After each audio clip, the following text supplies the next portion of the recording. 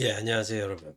오늘은 어, 잘 보이는지 필립 K. 딕 선생님의 걸작으로 알려져 있죠. 유빅에 대해서 한번 이렇게 이야기해보는 시간 가져보겠습니다. 좀 부끄럽지만은 근자에 읽었고요. 대단한 작품이었다라고 생각을 합니다. 자, 이 유빅이라는 작품에서 어떻게 보면은 그 필립 K 딕이 어떻게 보면은 내세관이 이렇게 나온다 이렇게 봐도 무관한데 사실 헤세이 시가 처음에 등장을 합니다. 그래서 헤세이 시를 보면은 제가 정확하게 읊지는 못하겠지만은 친구여 어떻게 보면은 저 숲속에 햇빛이 비추고 있다. 숲에 아주 거대한 그림자가 아름답게 저렇게 비추고 있는데 그곳으로 가서 기다리고 있겠으니 그곳으로 함께 오지 않겠는가. 뭐 이런 시입니다. 이 시에 대해서 이제 이 시를 왜 적었을까 이렇게 생각을 해보면은 이 소설을 다 읽고 난 이후에는 어떻게 보면은 그 시에 대한 느낌이 굉장히 크게 남게 됩니다. 여기서 두 명의 등장인물이 등장을 하는데 런치너와 조칩이라고 하는 인물이 등장을 합니다.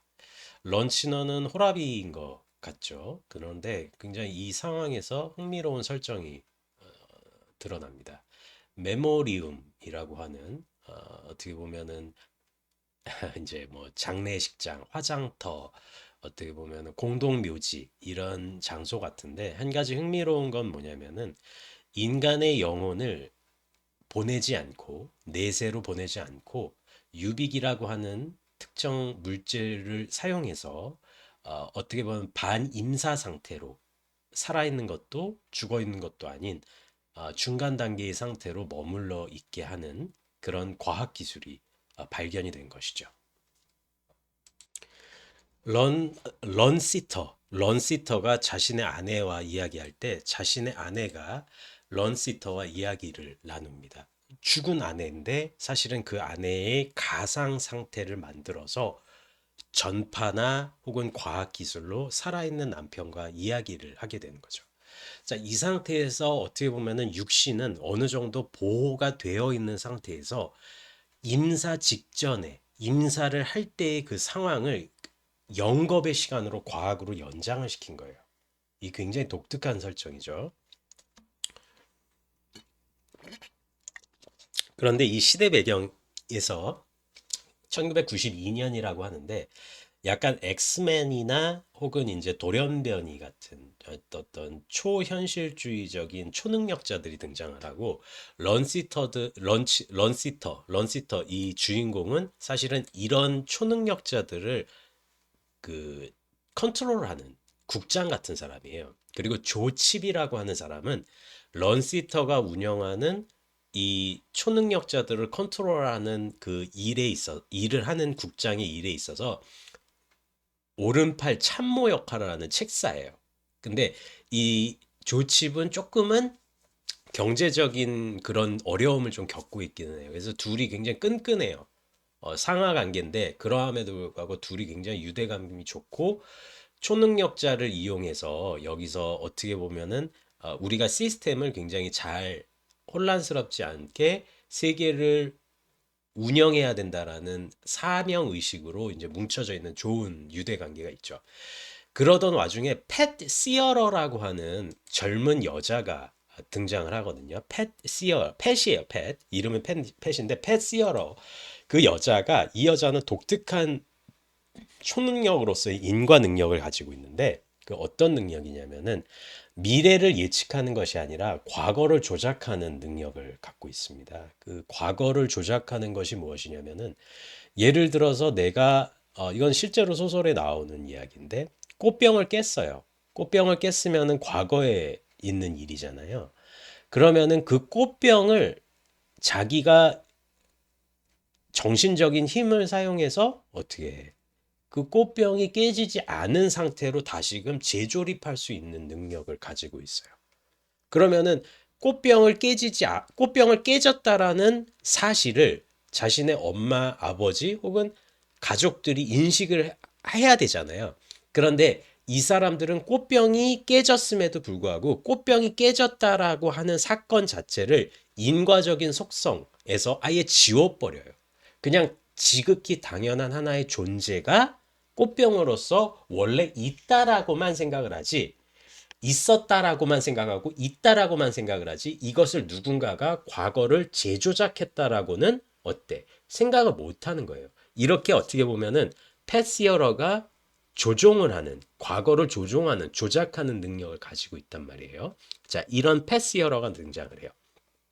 그리고 런시터는 제가 아까 얘기는 조금 안 했지만, 런시터는 자신의 죽은 아내 엘라의 그 임사 상태의 가상적인 상태와 대화를 하던 중에 조리라고 하는 한 젊은 남자애가 그 유빅을 통해서 이루어지는 영혼과 살아있는 사람의 대화 도중에서 끼어드는 거를 느끼게 되거든요. 그러니까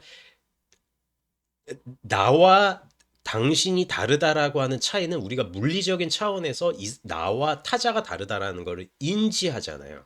그런데 여기서는 영혼과 영혼의 구별에 대한 차이는 사실은 필립 K 딕이 이야기는 하지만은 형이상학적 차이란 말이에요. 형이상학적 차이고 우리가 근본적인 동일성으로 하나의 종합된 단일한 영혼으로 수렴이 된다면은 개별자의 영혼 자체에 대한 차이는 형이상학적으로 남을 수밖에는 없다라는 얘기가 되겠죠.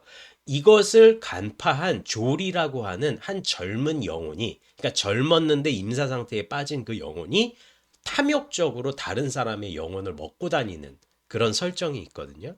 자, 여기까지 이게 설정이에요. 자, 그리고 제가 그 제목에도 올리겠지만은 스포일러가 있습니다. 이 작품은 대단한 반전이 있기 때문에 사실은 근데 반전을 듣고 보셔도 충격적일 거예요. 자, 이제부터는 조금 이제 나올 텐데 사실은 조칩이 살아있는 줄 알았는데 죽은 상태입니다. 다시 말해서 그리고 또 이중 반전이 있으니까 또 놓치지 마시고요. 조칩이 죽은 상태입니다. 달에 그리고 패시어러 아까 얘기했던 그 과거 조작했던 그 여자도 사실은 죽은 상태입니다. 임사 상태예요. 제가 저번 동영상에 올렸던 죽음의 미로에서도 밝혀졌듯이 이 작품에서 역시 죽은 이후에 죽음을 맞이한 이후에 그 사람들에 대해서 임사 상태에 빠진 사람들의 가상적인 체험을 그리고 있는 글입니다. 그렇기 때문에 조칩과 펫시어러를 포함한 이 사람들을 포함한 14명의 사람들은 달의 착륙 기지에서 달을 연구하는 과정에서 사망했고 그 사망한 과정에 있어서 빨리 구출이 됐습니다. 어떻게 보면은 조금 이제 설정이 조금 왔다리 갔다리 하는데 어쨌든 간에 그래서 임사 상태에 빠진 것으로 나오게 되거든요. 이 과정에서 조칩은 자기 자신이 죽었다라는 것을 소설의 후반 말미에 끊임없이 자각을 하는 체험을 하게 됩니다. 왜냐면은 자기가 움직일 때마다 세상이 퇴화되고 혹은 과거로 회귀가 되고 유빅이라는 약물을 계속해서 구해야 되는데 그 약물을 구입하는 것 자체가 힘든 상황에 빠지기 때문이죠. 자, 실제 현실은 임사 상태에 빠져 있는 조칩과 14명의 사람들 바깥에서 유빅이라고 하는 물질의 약물을 투여하고 있는 과정입니다. 자, 매트릭스 시리즈에서 네오가 각성하기 전에 깨어났을 때 인공 튜브 같은 인큐베이터에서 깨어나는 장면이 있지 않습니까? 그 장면과 마찬가지로 그거를 떠올리시면 될 것 같아요. 이 사람들은 지금 인큐베이터, 영혼의 인큐베이터에 갇혀 있는 상태고 유빅이라고 하는 물질이 들어오고 있는 상태예요. 그렇다면 유빅이라는 물질을 찾으러 다니고 있는 조칩의 상황은 어때요? 바깥에서 유빅이 들어오고 있는 거예요. 이 사람은 간절하게 찾고 있는 거고요. 그럼 이 사람이 겪고 있는 세계의 붕괴와 세계의 종말론적인 디스토피아적인 그 상황이 굉장히 그 유려한 문체로 펼쳐지거든요. 자, 이 상황은 어떻게 보면은 개별자의 엔트로피가 질서에서 무질서로 그리고 죽음으로 임계점에 지금 가닿고 있는 상황을 문학적으로 표현한 것이다. 이렇게 확인을 하시면 될 것 같아요. 자, 그러면은 여기서 조칩이 결정적으로 깨닫는 지점은 뭐냐면은 자기가 동전을 꺼내봐요. 동전을 꺼내보니까 그 동전에 런치너의 자기 상사이자 동료인 런치너의 뭐야? 얼굴이 조각이 돼 있는 거예요. 런치너가 그 정도의 위인은 아니잖아요. 뭐 워싱턴이야, 뭐 링컨이야. 동전에 자기 얼굴이 왜 있어? 근데 하나 정도는 그럴 수 있다라고 하는데 계속해서 동전을 꺼낼 때마다 10센트, 50센트를 꺼낼 때마다 런치너의 동전이 각인이 돼 있는 거예요. 이건 뭐냐면은 런치너가 계속해서 뭐야? 신호를 보내는 거예요. 조칩에게 깨달으라고. 이거는 가상이 아니다. 라는 걸 깨달으라고. 그리고 대화도 해요. 마지막에는. 어떻게 대화를 하느냐. 자, 이 소설에서 각 장이 시작이 될 때마다 대단히 거슬리는 종류의 광고 문구들이 나옵니다. 면도를 하실 때는 유빅 면도 크림을 써보세요. 그런데 주의하지 않으시면 큰일 납니다. 뭐 이런 광고라든지 유빅 청결제를 써보세요.